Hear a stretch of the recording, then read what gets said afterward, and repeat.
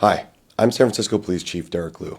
The San Francisco Police Department is committed to preventing blessing scams through our Community Engagement Division and our partnership with our community partners like you. We are also working with our public safety partners, like our district attorney, to hold criminals accountable.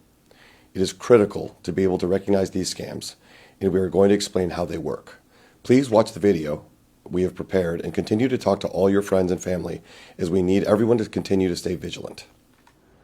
Hi, I'm your District Attorney, Brooke Jenkins. As your District Attorney, I want to assure you that I am committed to protecting the most vulnerable members of our community. Please pay attention to the following video that explains how blessing scams work. You will see demonstrations from members of our community on how to avoid being a target and how to recognize these scams.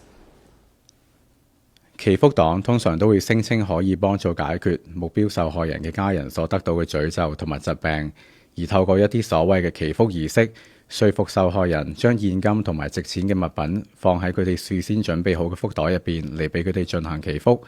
騙徒更會話俾受害人聽幾日或隔一排之後先至可以打開個袋，祈福先至會靈驗。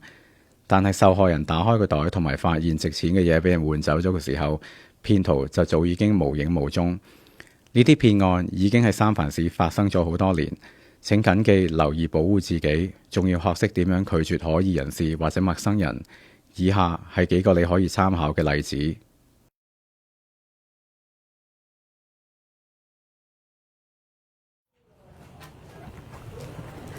Hello， 你好，你識唔識黃醫生住喺邊度啊？我唔識黃醫生喺邊度喎。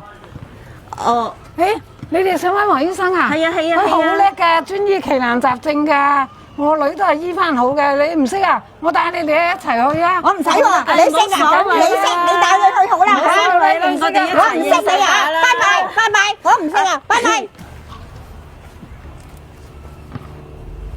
太太啊，為了祈福有效咧，你屋企有攞嗰啲貴重